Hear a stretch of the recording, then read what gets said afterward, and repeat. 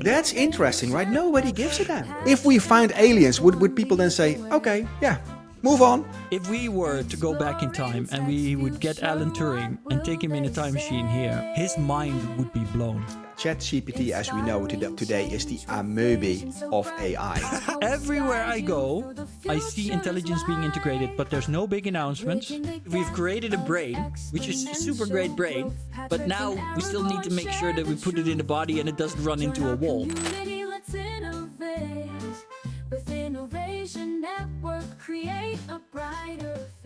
Hoi. How you doing? But I'm very good. Thank you very much. How are you? How was your weekend? Good evening, buddy. It's a little late. It's hectic here at Innovation Network, right? So we're recording this in the evening this time. Let's just dive into it. There's so many topics to discuss. Hey, I wanted to discuss with one specific topic because last week you went off the radar on Wednesday for an entire day and you created a great video that got fantastic response on LinkedIn, which was a reaction to something you saw that frustrated you. It's about Alexander Klopping. For those who don't know it, he's a Dutch influencer. He's many times on TV talking about AI. And tell your story. What happened there? Yeah, what happened there? So basically, like you said, Alexander Klopping is a Dutch influencer. And he posted a video online, which had already been on Dutch national television at a talk show called Eva by Eva Jinek, who's a pretty well-known Dutch television host, talk show host. And in this video, he makes it seem like with the new Meta Ray-Ban Smartglasses, you can basically walk up to anybody and the glasses, using artificial intelligence, instantly can help you to identify these people, find their social media profiles, and let you know who they are and everything about them that's online in a matter of seconds. That's the impression that the video gives. And I had some serious issues with that because what he showed in the video was not real. It was misleading at best. That's not to say that this technology doesn't exist at all, but what he was showing in the video is not possible. And the way he made it look very scary and it's just not fair. I think it was a gross misrepresentation. And I think that kind of misrepresentation has a very big impact on how people perceive these new technologies. And so what I did is I made a debunking video, which went viral and has been watched almost 100,000 times now. Yeah. So what I specifically liked about your debunking video is that you explained that all the aspects in the video are already possible with normal tech, right? So I can make a picture on the street with a person and I can then just Google that person and get all the information. It just goes a little bit faster and people are scared of it. But all the aspects that he's showing are basically already something that we can do right now. And he's kind of portraying it like it's something new that is really scaring people. Exactly. I think you're hitting the nail on the head there. And that's also why I took such offense at the video. The things he shows, he really builds this kind of story because he does this kind of cinematic storytelling with the scary music in the background and the secret hidden camera.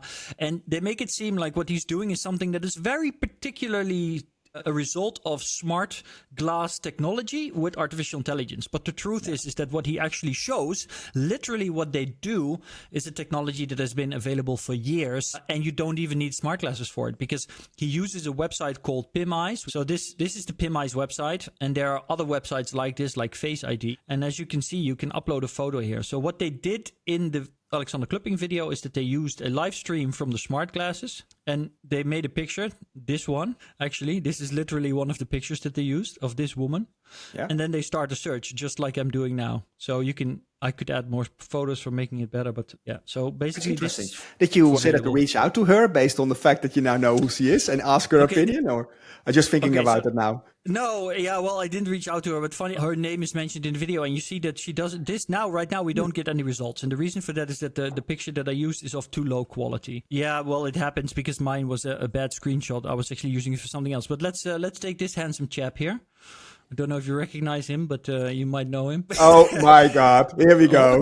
I've never seen this one. See, there you go. So this is how quickly we found all of your pictures, even the ones with the beard that you had a few years ago. That beard was fucking... I'm sorry, that beard was awesome. So as you can see, it finds all your social media profiles. And so the thing is, you don't actually need Meta Ray-Ban glasses for this. You can do this with a smartphone. Now, the point that a lot of people made also in the comments was, yes, but with a smartphone, you can't come up close. And if you would be filming people with your phone, people would notice. Bet you can come up close. Or well, you can secretly do that if you want to, right? Look, I walk on station like this all day, wherever I go, or even like this. I can. You're not the only one who walks like that, right? So that's a normal gesture. I can film you. Yeah. So it's just. And then the benefit is that with your phone, you have no limitations on video or on streaming. Whereas with, for example, the Meta Ray-Bans, even a live stream on WhatsApp is limited to 3 minutes, right? So it creates a whole complicated kind of stream where you would have to have somebody that sits in an office who is monitoring the stream, and he's doing the search or she's doing the search for you. It's not an automated process at all. And so there has been a student. So this student, a Nguyen. I never know how to pronounce it, but this is a student from Cambridge. Normally it's Nguyen, I think. Okay, okay. So, but I'm in touch with him. I'm connected to him on LinkedIn. He's a super nice guy. He's done some really cool stuff. And so originally a year ago, he actually made this video that you can see right here. And this video shows that he actually built an application that actually does this. It uses AI to search people's profiles. This one, I've seen this before. This is actually and not such so recent. It's been months ago already. It's this more video? than a year. It was October 2023. Yes, it's a year ago. But the thing is that although it's very cool, the practical application of this is very limited. That's why this guy built this a year ago. Nobody's using it. But there's a big but. The way that they're portraying it will be in the future. That's definitely how it's going to be in the future, right? In 3 years' time, I do have a glass and I overlay and I select what information I want additionally over Aragorn or somebody else. So starting the discussion and thinking process about what is happening, that is actually a good aspect on the whole thing, right? I agree on that. And I think that the conversation should be had, obviously. I mean, I'm not saying that we should just allow this technology to be completely unregulated and free. I truly believe in the same vision that you and me read in Kai-Fu Lee's book, AI 2041, where he talks about middleware, right? I think it is the Golden Island. I don't know. But one of the chapters, they speak about the future of cybersecurity, where you have middleware, which is a layer that sits between the internet and yourself. You have a personal AI that's in charge of your middleware, and this middleware never shares any of your private data and maintains your anonymity online, but allows you to still interact like you are a citizen in the real world, walking from one store to another, going into one building and then another, etc. And this, of course, needs to be developed, and that will have to be that is very important to protect our privacy. That should be happen, but by vilifying this technology already, by making it seem evil and crazy scary, we're going to get a mass hysteria like we've seen in the past before on other things that will completely with Google sabotage. Glass. Yes. That's why Google Glass died prematurely as well. Yeah, it was also very young, but that was kind of, then nobody was ready for that kind of thinking. Yeah. Yep. Now, I think we are. Yeah, and yes, and I think that that's the thing that a lot of these influencers seem to not take into account. And that's how it feels to me, is that there's such great potential for these technologies to be used for good. But by using the scare tactic, because that leads to more views and more television ratings and stuff like that, because fear sells, they're already undermining so much of the good that could be done potentially in the future. No, absolutely. You're right about that. Okay, so let's move on to another topic. It's in both our presentations. We have one marquee date where the world is changing. I think it's the 22nd of November, 2022. Actually, 2 years ago, we're living 2 years with, that the public has access to ChatGPT. So what has happened in this 2 years? How do you reflect on that? Let me start. One of the things is that I still have to kind of go back to the first moment that I used it and I was like, what the fuck is happening? I still occasionally have that feeling, but I'm also so used to it. I'm so used to it that the magic is gone a bit. It feels like, okay, it's there. What do you have? Yeah, I couldn't agree more. You're so right. I mean, I still feel like I'm living in the future quite often, to be honest. I got these new Nothing ears that have pretty good microphones. So now, for the first time, I have that kind of experience of being able to walk outside when it's not too windy and talk to voice ChatGPT without having to, have complicated things or hold my phone or anything like that. And in these moments, it still sparks some kind of magic feeling. And being able to say, "Hey Google," and then having an instant conversation with my phone, because actually Gemini is pretty good now on the Pixel phones. That's still magic. But yeah, you're right. I mean, we're getting used to stuff so fast, right? I mean, let's face it. We passed the Turing test in the last 2 years, and nobody gives a damn. Oh, that's interesting, right? Nobody gives a damn. No, nobody gives a damn. Find water on Mars, and everybody goes, "Okay, fine, let's move on." Yeah, it's these kind of things. I always wonder, if we find aliens, would people then say, "Okay, yeah, move on"? Pretty soon. I mean, technically, we found aliens. I mean, it's not 100% proven they're aliens, but the UOP files that have been made public by the U.S. government clearly show that there's some stuff out there. I mean, the truth is out there. but before we go into Joe Rogan territory, the thing I would really like to point out is that if we were to go back in time and we would get Alan Turing and take him in a time machine here, or if we would resurrect him, his mind would be blown. Absolutely. I mean, if we got Arthur C. Clarke today, both of them predicted this. They predicted this like 80 years ago. But still, if we'd wake them up today, their mind would be blown. Yeah, the whole world right now is like, we got talking computers. You get so quickly used to that. Yeah, super interesting. So what do you think about this whole plateauing discussion?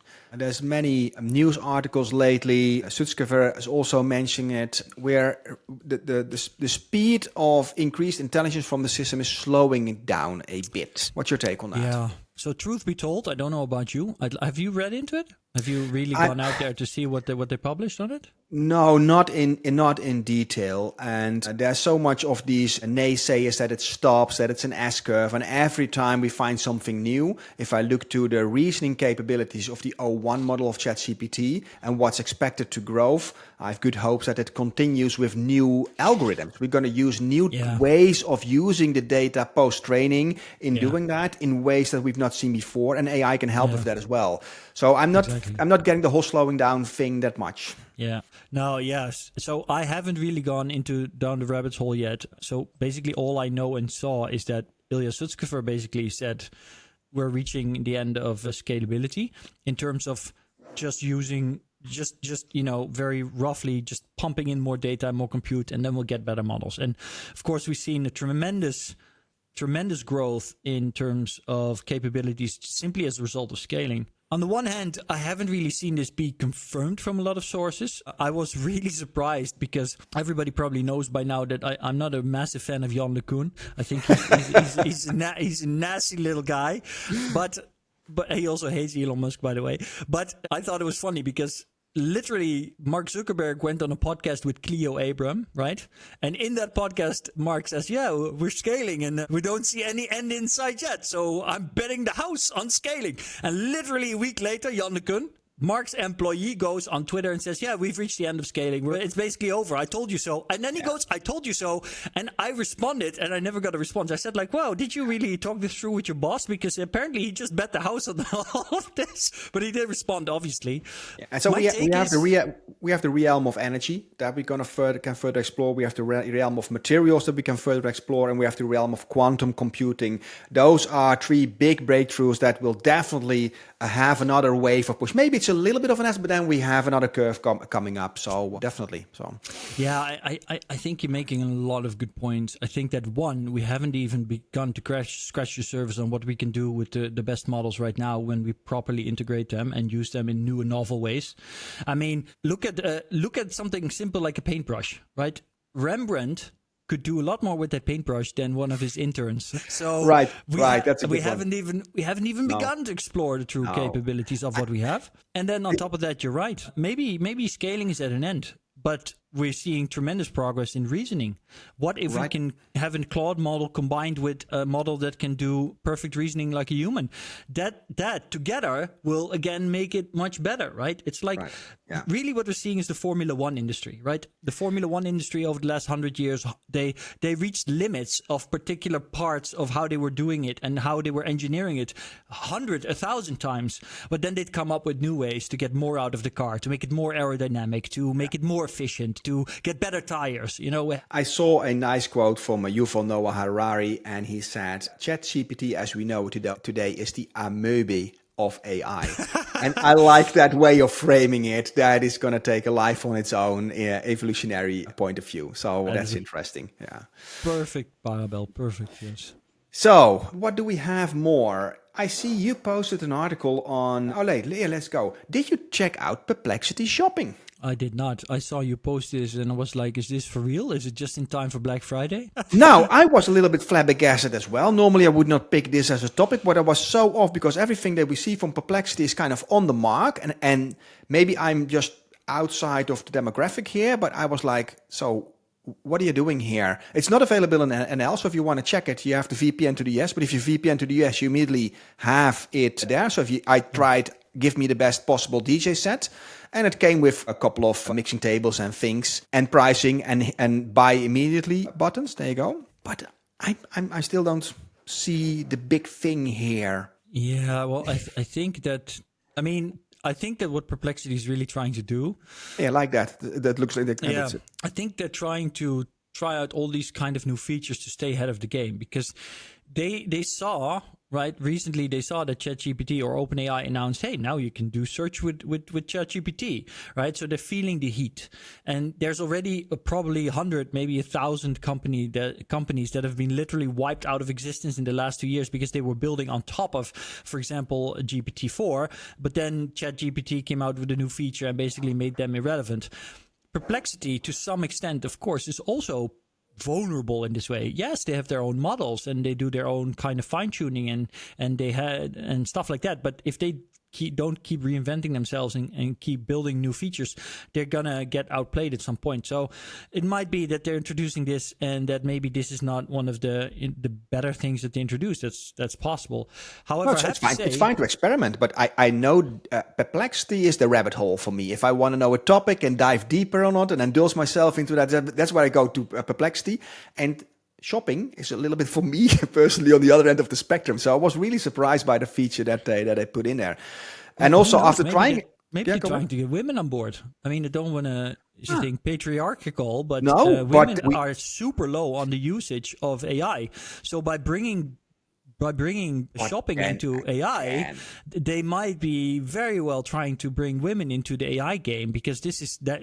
I'm 100% certain women will love this once they get. You have a female voice on your ChatGPT there, right? Shall we ask ChatGPT? I do. Oh yeah, that's a good one. Yes. Okay, let's go. Hey, ChatGPT. So Perplexity just introduced shopping on Perplexity, and me and Patrick were talking about it, and we were wondering what made them do this because we weren't sure it was going to be a success. But then we came up with the idea that maybe Perplexity introduced shopping for women. What do you think? It's interesting to see Perplexity diving into shopping.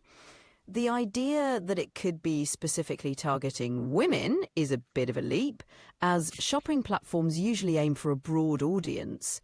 Perplexity might be trying to diversify its offerings and attract more users by integrating shopping features. It's a strategic move to expand their platform's utility. What do you think? Well, I think that me and Patrick are not per se interested in buying through Perplexity because one, if Patrick and me, and I think this is pretty general for men, but if we want something, we basically already kind of know what we want. So then it's only a matter of finding it at the best possible price and in the right color. And she doesn't hear me, of course. That makes sense. Men often approach shopping with a goal-oriented mindset, focusing on finding the specific item they want at the best price. Perplexity's shopping feature might not be as appealing for this straightforward approach. However, it could be more enticing for those who enjoy browsing and discovering new products. It's all about catering to different shopping habits. Now she's guessing a little bit to the features. Yeah, I mean, if you want to browse, you go to Zalando or Bol.com or And that's the issue, or because Amazon. if you would buy a new monitor, we men, we go to extensive research on all the types and things, and you have to trust Perplexity to do that on your behalf. And I had not had the feeling yet that they were on that level, to be honest. But hey, while you're at it, I hear something else here. I see something: yelling at AI relieves stress. Oh yeah. Let's dive into that. But before we do, I just quickly want to show you this. Yeah, so this popped up yesterday. So my mother, I don't go on Zalando a lot, right? But my mother wanted to buy stuff, and she keeps getting scammed by these Facebook ads for fake clothing. So I told her, Mom, look, you can buy on Zalando, you can buy in ASOS. Here's a couple of websites, but don't go anywhere else.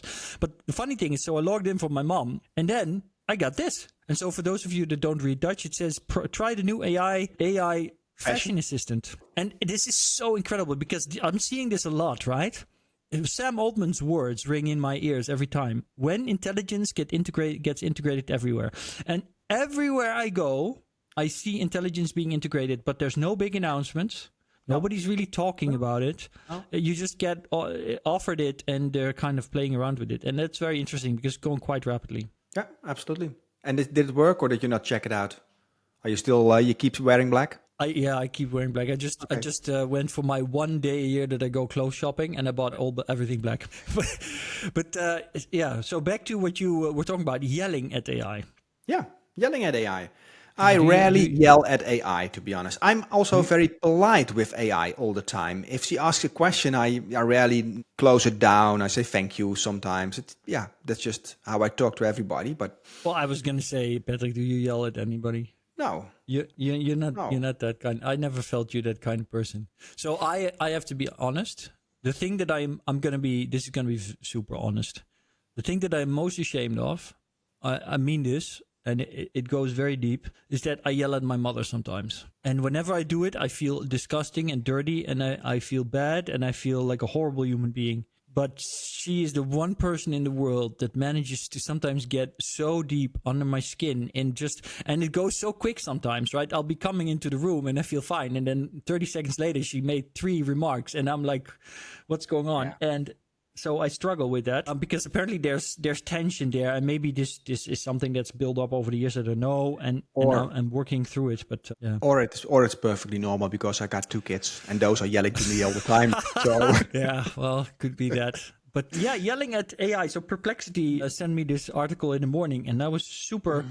I thought it was super interesting. So not only was it found that yelling at AI can relieve stress, but apparently AI chatbots using cognitive behavioral therapy approaches to help reshape thought process are not now being developed, and it's already they're kind of playing around with it to make it like a service. And so this is funny because this is according to a study published in the Journal for Applied Psychology, Health and Wellbeing.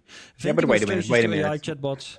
Yeah, wait a minute. Is it the fact that you're allowed to yell and vent? Like singing, screaming, yelling? Or is it the interaction based upon the yelling that comes afterwards? Because yelling on its own is fun, right? If you're stressed, you can vent it out. I feel better, right? That's a really good question.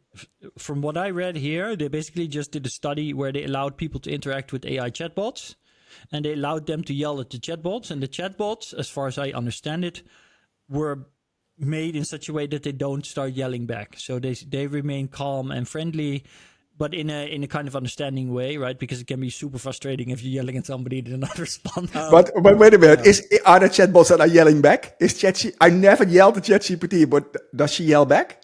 Well, it hasn't happened to me, but I've seen some videos online of people claiming several times over the last year, claiming that chatbots kind of lost it at some point. Yeah, and I always wonder, really, like, what did because the people that post this stuff, they always leave out what they did first. I guarantee it. Yeah, right. Yeah. It's just like kids. Yeah, he started hitting me. Really? Did he start hitting you, or did you spit him in the face first? Exactly. Yeah. So. Well, but I think the important thing to take home is, so this afternoon I went to do a podcast at Tom in de Buurt, which is a Dutch kind of organization that provide help to people that, for example, have mental issues or that have dementia or that just need a little help.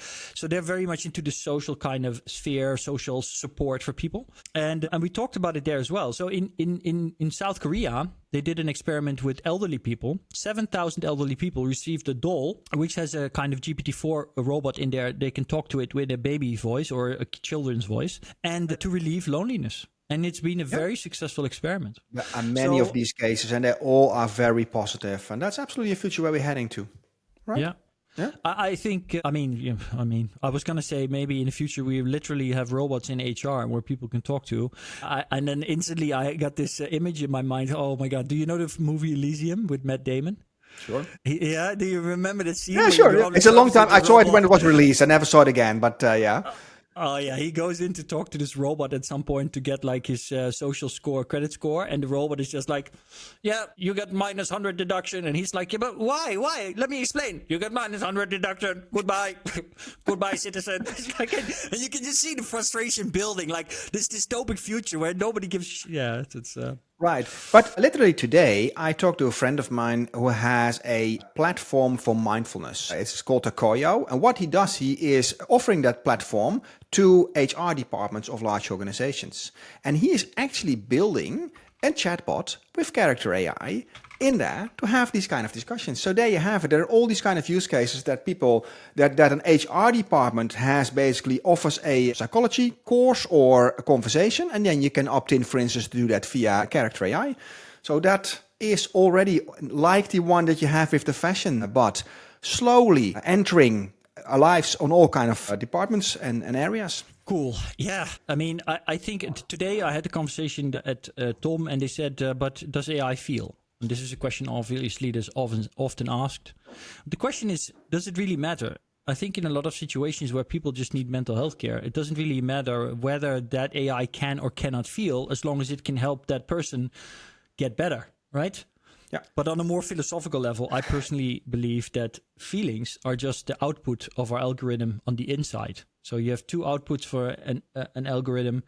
Whatever we do on the outside is the external output, and whatever we feel is our internal output. But yeah, this is a more of a philosophical discussion. No, and I agree. And I think it's unfair to ask of an algorithm that is just 2 years old and doesn't have a body compared to us that has been around for millions and millions of years through evolution, building up algorithms that kind of give us feelings, basically. It's incomparable.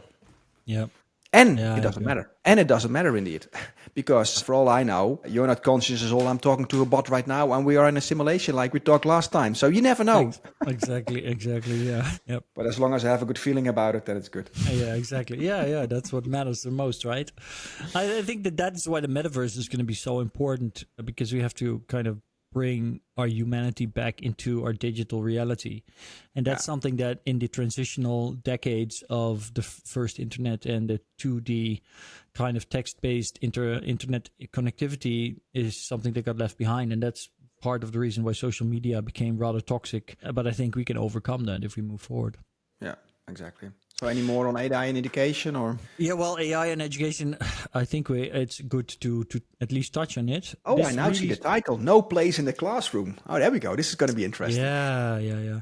So this is the article, but originally it began with a post from a professor on LinkedIn that popped up for me. It was Professor Emily Bender, professor of linguistics at the University of Washington.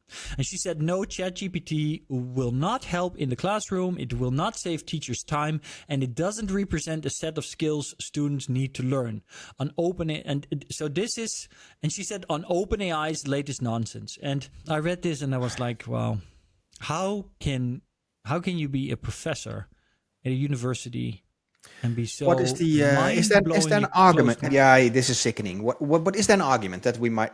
Have you read it or? Well, what I got from the article itself, which anybody can read, is like the main point. If I just really simplify it very much, right? So I don't do it justice, but simplified, they say, well, there's no way a teacher can use ChatGPT in the classroom to improve class. But I think that if you really look at it just in that way, you could say, okay, maybe that's true, because, how are you going to use ChatGPT in the seminar or in the lecture or in the, right? But but it requires you to think very narrowly because, for example, in the Netherlands, right, what have we seen as a main trend in secondary education over the past 2 decades? We see classes get bigger and bigger because we have a shortage of teachers, which means that there's less and less personal attention for students. And this translates into worse results and performance by students. We don't really have the teachers or the capability to give students individual tutoring or help, right? Not enough anyway. What does that sound like? It sounds like everybody needs a personal tutor. What is the perfect solution here? Right. ChatGPT. If a teacher has very big classes and he comes to the point where he feels that he cannot give all of the students the appropriate personal attention they need, then what better to do than to build a custom GPT based on all the lesson material of the year, based on everything that that teacher can provide to give an impression of how that teacher would teach, and then to share that GPT with the students. And the GPT needs to, of course, have instructions like never give students the straight up answer, always treat them like you're a teacher, ask them questions so they think for themselves, all of this. But the thing is here, and this is the point, and this is what professors like Miss Bender completely miss out. They're so emotionally invested in hating AI that they completely miss out on the incredible opportunity that it presents for creating more value, creating more personal attention, giving students that personal attention. Like right now, what's one of the biggest problems in education is that rich students can afford personal tutors, but poor students cannot. Well, and this is the best argument you can put on a table, right? Everybody has access to any kind of content that you would like to have. Highly personal. Exactly. So what's not to like? What's not to like? You want to keep an elite special ability so you have a role as a teacher. Here's a nice use case. What I do with Bowie, my son, is I take the books and I make pictures of the theory. But because he comes home and then I say, have you done a test, right? And I've done the test and I don't know how to learn it again. Okay, I make pictures and I'll ask ChatGPT to make a new test based on that. And I give some guidance because I know where his strength lies and not. And then comes a new test. I print it and I say, here, do the test. Great use case. Yeah. And you can make it completely personal. And last time he did it the other way around. He kind of uploaded the documentation himself in Notebook LM and was listening to it. We discussed that because he likes to listen to the content rather than reading it. Fantastic. Let people listen to it.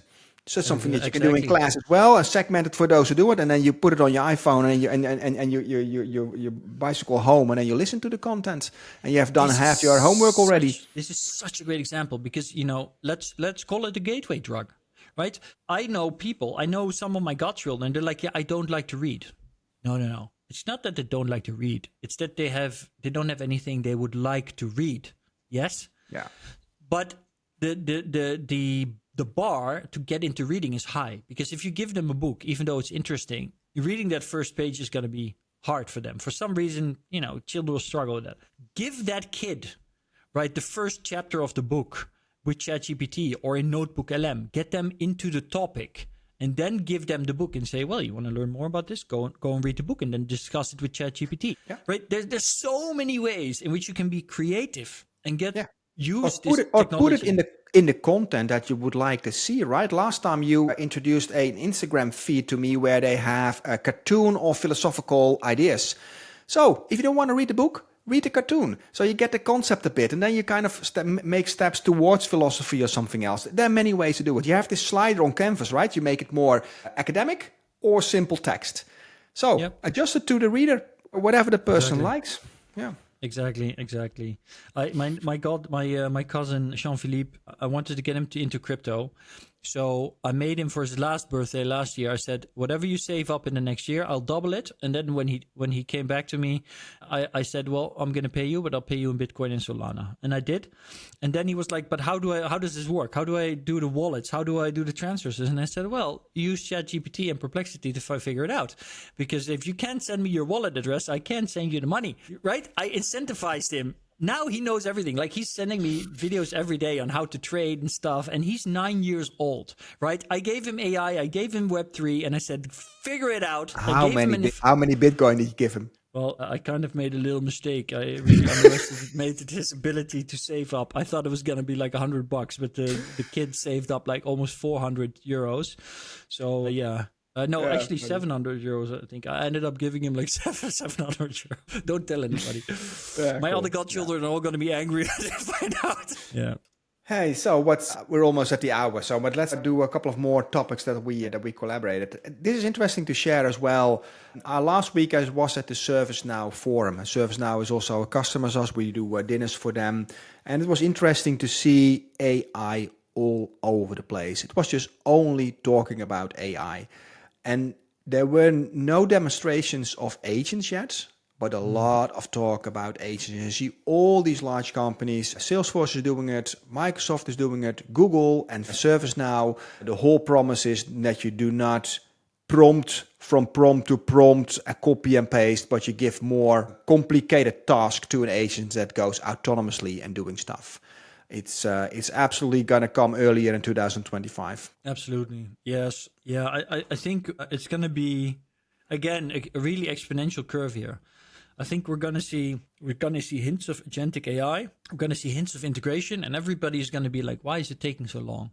And then somewhere in Q1 25 or something, or Q2, it's suddenly going to go. Suddenly, it's everywhere.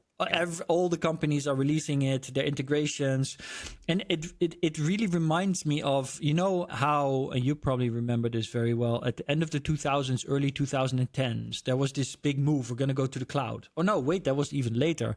I'm overdoing it. I think it was in the 2015s or so, wasn't it, right? 2013. Yeah, 14, well, for the 15. legates, Salesforce was founded in 1999, and so was SuccessFactors. So those were the first cloud companies doing cloud computing kind of solutions. So the first adoption was really was 2007, 8, 10. That was the big growth. And then, but SAP was 2014, 15 when they kind of pivoted to that. Exactly. Yeah. So when did I do my cloud computing masterclass? I think that was 2011. Yeah. So, but what you saw there was that cloud computing became a thing, but it really didn't pay any dividends until they started to integrate systems. So the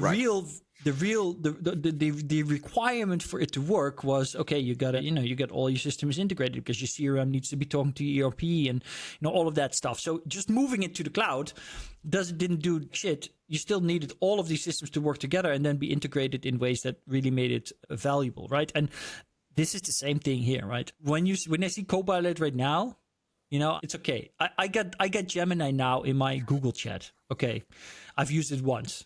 Yeah. I really don't know why. Because why? If I ask Gemini, hey, Gemini, and I'm in the Google chat, right? I ask Gemini, can you check my email for this or that? No, it can't, because this Gemini is only for the Google chat. Yeah, right? See, there you go.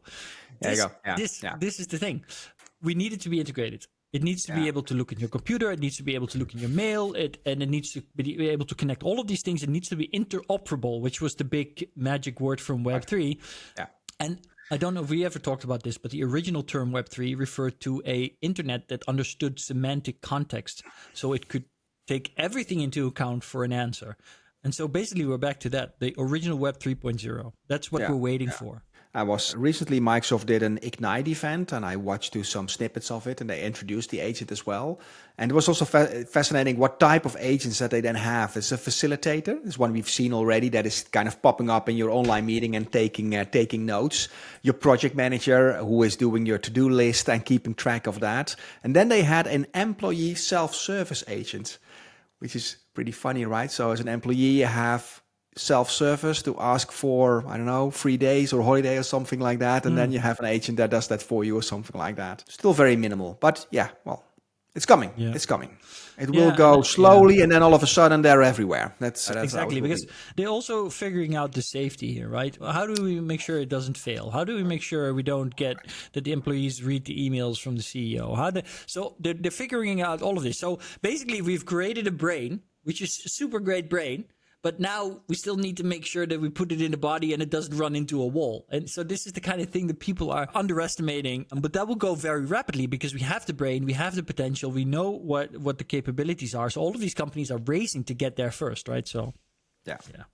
Talking about putting brains into bodies, and there was a new video from Figure 02 in the BMW factory. We can run the video, but it is a little bit of a boring video. There are some interesting facts about it, how quickly they move. They have a 400% increase in speed. The battery is double the size, 50% more battery capacity, 7 times more accurate in picking up certain things as you see them doing here. And they're ramping up for really the full-time deployment will be in January 2025. Because what we see here is just the first release of testing it out after they've been trained with NVIDIA digital twin technology. This is so awesome. NVIDIA digital twin technology. This is basically Omniverse, right? So what This is Omniverse. This is Omniverse. So they got 200 robots in this factory. This is an arbitrary number, by the way. I didn't check this, but I'm going to guess they have like 100 or 200 robots in the factory. These robots are doing real work in the real world. All of the data is aggregated. Then out of that data, they create an Omniverse virtual digital twin, and they make like a 10,000 or 100,000. And this is what I talked about this week as well. These robots are learning basically in 1 month. They do like 1,000 years of experience, right? And it's kind of starting slow because they're the amebes of robots, of course, like you said before. But people have no idea the incremental kind of compounding interest in how fast this will go. Yeah. I mean, and talking about how fast it goes, that company. A figure. Is that the name of the company? No. What's the name behind it? The company. So they started 2 years ago. 2 years ago. 2 years ago, and now they have a humanoid 2 years. robot. And this is their second model, right? This is only the second model, right? Yeah, exactly. It's only the second model. Yeah. This morning I wrote an article for Business Wise, which is hopefully going to come out tomorrow or otherwise next week, I think. And in it, I wrote, basically the premise is waking up in 2034. And so I kind of wake up, and in the morning I have these kind of ideas, and I think back to what happened in the past 10 years.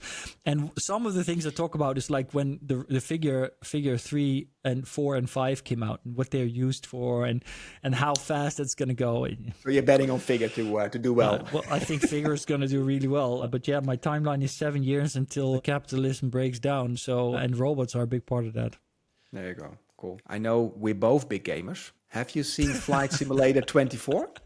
Yeah, have you read the reviews? I've seen many short videos that was so impressive that I thought, well, maybe I should install this as well and try it out. It looks good. But if it this thing weighs 3 kilos, and I have another one there. It's like they're so heavy, but this is the real deal. Yeah, go on. No, I was just wondering if you ever played it. It's a game that every time it pops up the radar and users are very enthusiastic. But what I see now is that I have really literally entire world scanned.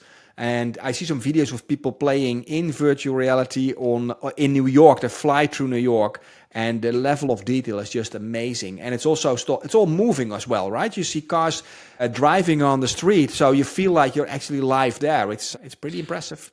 Flight Simulator is the closest thing to a virtual metaverse of the real world. In that sense, it's mind-blowing, it's amazing, and it's specifically for that I bought the HOTAS.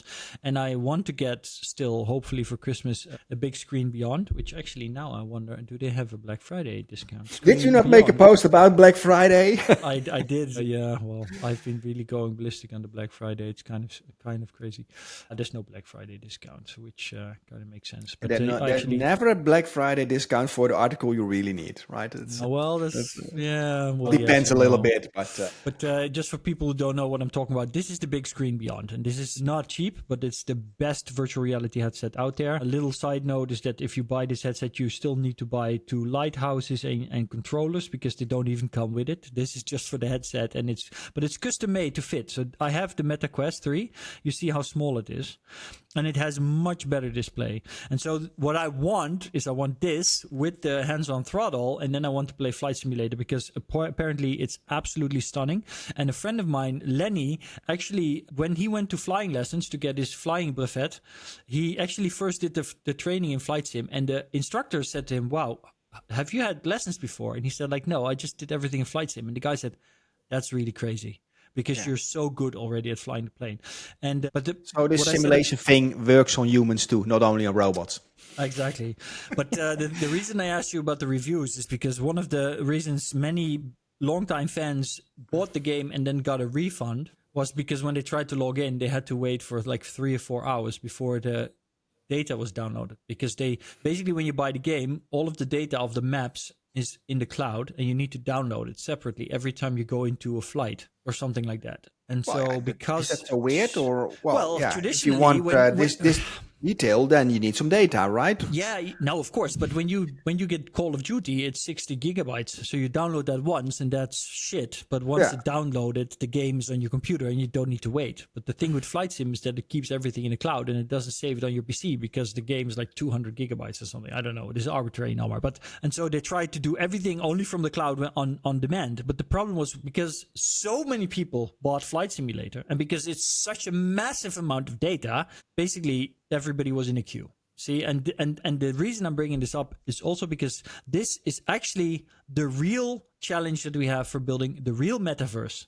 It's not about AI. It's not about the photorealism. We got all of that covered. The data bandwidth availability and the stability of the data signal. I mean, in the Netherlands, we have 5G. We're going to get 6G. We get 6G in Japan. But if hundreds of thousands or millions of people want to be using this all the time at a photorealistic level, we still need to make some strides. And that's what the next 10 years is going to be about. And AI will do an important job there, helping us improve. But yeah.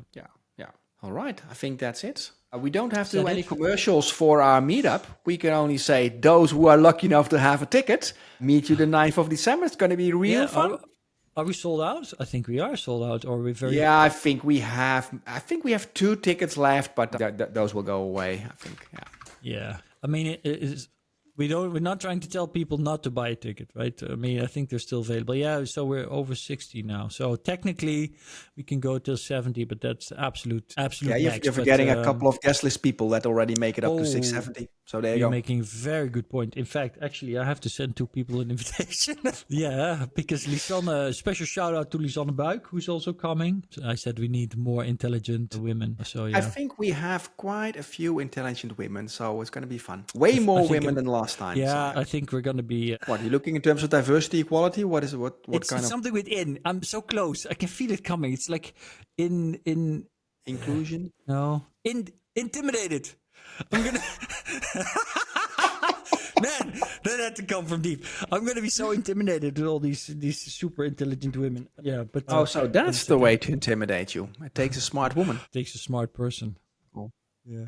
So but that was nice. Let's wrap it up. If you like the Innovation Network newsletter, don't forget to subscribe, like, and see you later. Those are the 2 things, right? I was gonna say comment, but this is good too. Yeah, okay. Say something nice. Say something nice, and don't yell to AI. Don't yell to AI. Bye bye. Bye bye.